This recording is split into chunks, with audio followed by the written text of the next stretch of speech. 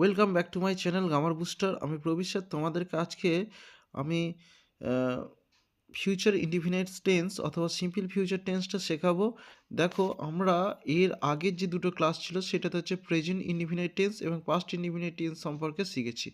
আজকে আমরা যেটা শিখবো সেটা হচ্ছে ফিউচার ইনডিফিনাইট টেন্স। দেখো কি শিখবো আমরা, ফিউচার ইনডিফিনাইট টেন্স, FUTU আর ই, future indefinite tense, INDEFINITE, indefinite tense, টেন্সের ভয়েস চেঞ্জ।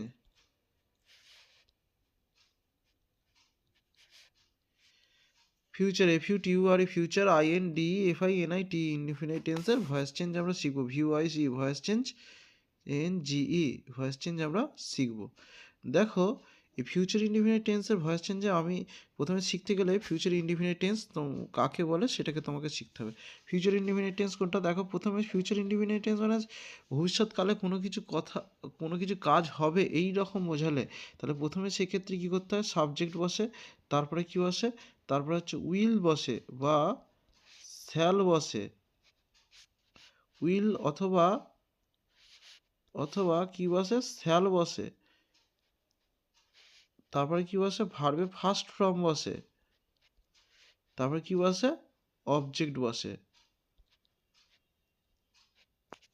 অবজেক্ট বসে। তাহলে প্রথমে সাবজেক্ট বসে SUBJECT, আর লিখলাম না, সাবজেক্ট বসে, তারপর উইল অথবা শ্যাল বসে, তারপরে ভার্বে ফার্স্ট ফর্ম বসে, তারপরে কি বসে, অবজেক্ট বসে।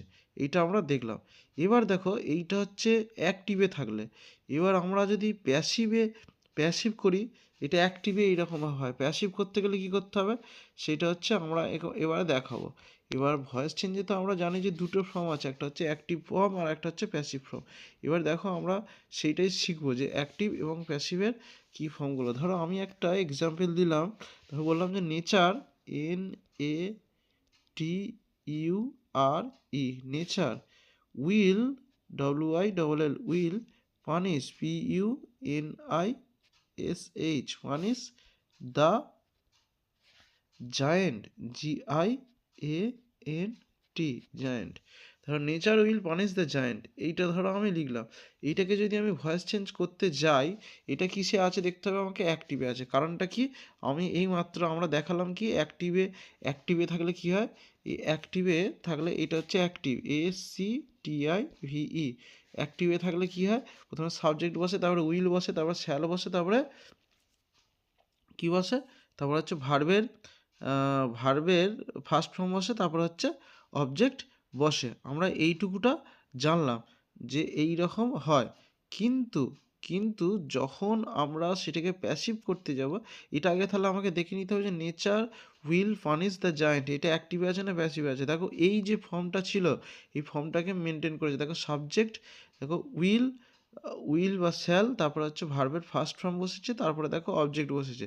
তাহলে এক্ষেত্রে দেখো, nature will punish the giant, এই ক্ষেত্রে প্রথমে দেখো সাবজেক্ট আমরা ইউজ করেছি, সাবজেক্ট আমরা ইউজ করেছি। তারপরে দেখো ভার্ব আছে, উইল আছে, আর তারপর পানিশ, PUNISH, পানিশ, এইটা হচ্ছে অক্সিলারি ভার্ব বা হেল্পিং ভার্ব, এটা হচ্ছে সাবজেক্ট, এটা হচ্ছে হেল্পিং ভার্ব। হেল্পিং মানে হচ্ছে সাহায্যকারী কি, আর এইটা হচ্ছে ভার্ব, আর এটা হচ্ছে দ্য জায়েন্ট হচ্ছে অবজেক্ট। আমি কি করে বুঝলাম এগুলো? দেখো, নেচার, তাহলে দেখো এই উইল পানিশ দ্য জায়েন্ট, এই প্রকৃতি কি করবে, একটা পানিশ করবে, অর্থাৎ শাস্তি দান করবে দ্য জায়েন্ট, বড় দৈত্যকে। তাহলে কে শাস্তি দান করবে, দেখো নেচার। তাহলে যদি এই ভার্বকে কে দিয়ে প্রশ্ন করা হয় বা সেই যে উত্তরটা পাওয়া যাবে সেটা কি বলা হচ্ছে, সাবজেক্ট। তাহলে দেখো এখানে কে, তাহলে কে কে পানিশ দেবে, কে পানিশ করবে, নেচার। এবার ধরো কাকে বা কি দিয়ে প্রশ্ন করলে কি পানিশ করবে, এটা তো বলি না, কি শাস্তি দেবে এটা তো নয়, কাকে শাস্তি দেবে, দ্য জায়েন্টকে শাস্তি দেবে। তাহলে জায়েন্টটা হচ্ছে অবজেক্ট। এটা নিশ্চয়ই ক্লিয়ার হয়েছে। এবার দেখো, এবার আমরা যেটা দেখাচ্ছি, এইটাকে যদি এবার প্যাসিভে আমি করতে যাই, তাহলে কি হবে,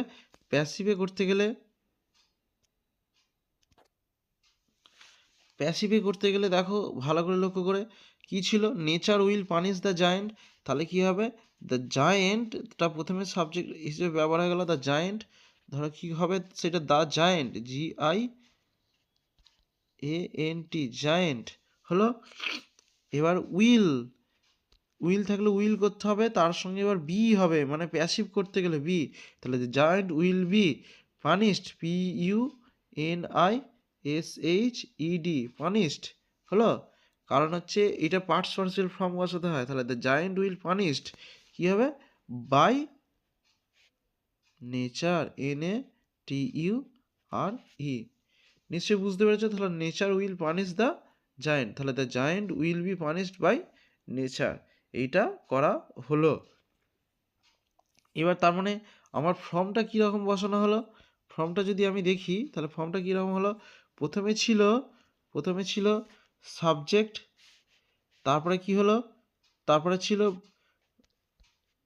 উইল অথবা শ্যাল, তারপরে ছিল ভার্বের ফার্স্ট ফর্ম, তারপরে কি ছিল, তারপরে ছিল হচ্ছে অবজেক্ট।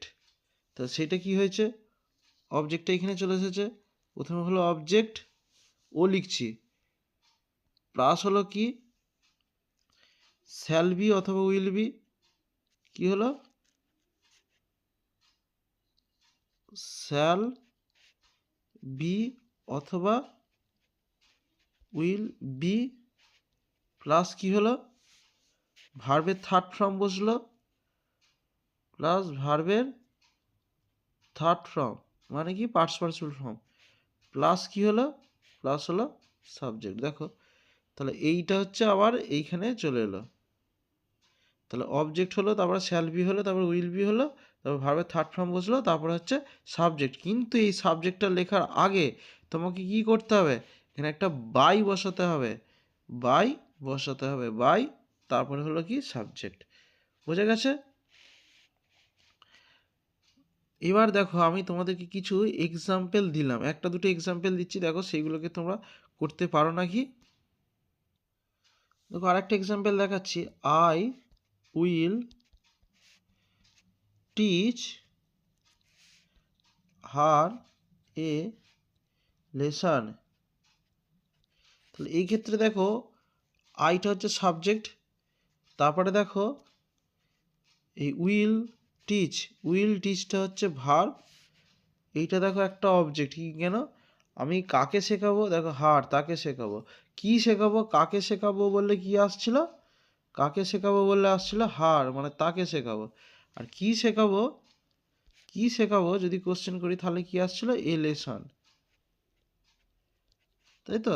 তাহলে এক্ষেত্রে তোমাকে কি করতে হবে, তাহলে দুটো অবজেক্ট আছে, যে কোনো একটা অবজেক্টকে হচ্ছে তোমাকে নিয়ে আসতে হবে কাছে। তাহলে যে কোনো একটা অবজেক্টকে যদি তুমি নিয়ে আসো, তাহলে সেক্ষেত্রে তোমাকে কি করতে হবে, ধরো সি দিয়েও করা যায়, আর এ লেসন দিয়েও করা যায়। এই lesson will be taught her by me, এইটাও করতে পারো, অথবা she will taught a lesson by me. তাহলে সি, এইটা যদি করি সি উইল, কারণ হার থাকলে সি হয়ে যায়, she will taught, TAU, will be taught, TAUGHT, taught a lesson, মানে দ্বিতীয় অবজেক্টটা বাই এর আগে বসে, লেসন বাই মি। এটা হচ্ছে আনসার হলো, এটা আনসার হলো। দেখো এবার বাড়ির জন্য তোমাদের কিছু কাজ দিচ্ছি, সেগুলো তোমরা অবশ্যই করো। এটা তাহলে কি হবে আনসার, তোমরা একটু জানিও আমাকে কমেন্ট করে। She will not tell a story, she will not tell a story. Thank you for watching this video. যদি ভালো লেগে থাকে তাহলে অবশ্যইভাবে একটা লাইক করবে এবং চ্যানেলটিকে সাবস্ক্রাইব করে রাখবে, যাতে এর পরবর্তী যে ভয়েস চেঞ্জের সিরিজগুলো তোমরা খুব তাড়াতাড়ি পেয়ে যাও। Thank you for watching this video.